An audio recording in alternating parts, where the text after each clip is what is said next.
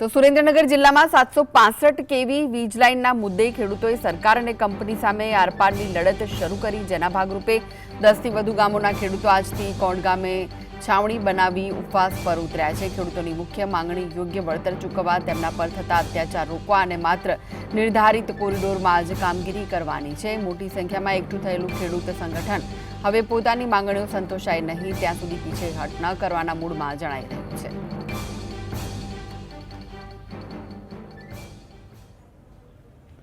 તો વધુ વિગતો માટે જોડાઈ ગયા છે સંવાદદાતા ફઝલ, શું છે વધુ વિગતો આ સમગ્ર મામલે? હવે ખાસ કરીને કચ્છથી જે 765 કેવીની વીજ લાઇનની કામગીરી હવે સુરેન્દ્રનગર આવી પહોંચી છે અને ખેડૂતોના ખેતરોમાં આડેધડ ખોદકામ કરી અને આ થાંભલાઓ ઉભા કરવામાં આવી રહ્યા છે।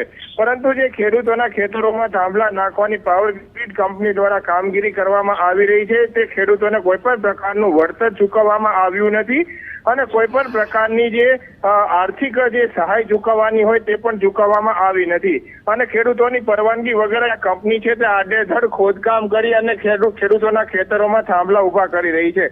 ત્યારે આ મુદ્દે સુરેન્દ્રનગર જિલ્લા કલેક્ટરને રજૂઆત કરવામાં આવી છે અને ગાંધીનગર સુધી રજૂઆત કરવામાં આવી છે। તે છતાં પણ કોઈ પણ પ્રકારની જે પ્રશ્ન છે તેનો નિવેડો ન આવતા આજથી ખેડૂતો છે તે ઉપવાસ ઉપર ઉતર્યા છે।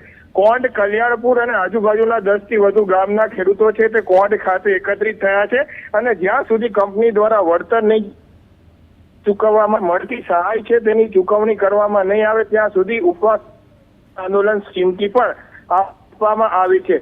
પ્રથમ તબક્કામાં ખેડૂતોએ પોતાના ખેતરોમાં કંપનીના અધિકારીઓને જતા અટકાવ્યા હતા। તે દરમિયાન પોલીસનો પણ ઉપયોગ કરવામાં આવ્યો હતો, પોલીસ દમન કરવામાં આવ્યું હતું, જેને લઈને પોલીસ સામે પણ કાર્યવાહી કરવાની માંગ છે તે હાલમાં ઉઠી છે। ત્યારે મોટી સંખ્યામાં કંપની અને સરકાર અને પોલીસ સામે ખેડૂતોએ લડત શરૂ કરી છે અને લડી લેવાની તૈયારી શરૂ કરી અને ઉપવાસ આંદોલન છે તે શરૂ કર્યા છે। જી, આભાર માહિતી આપવા માટે।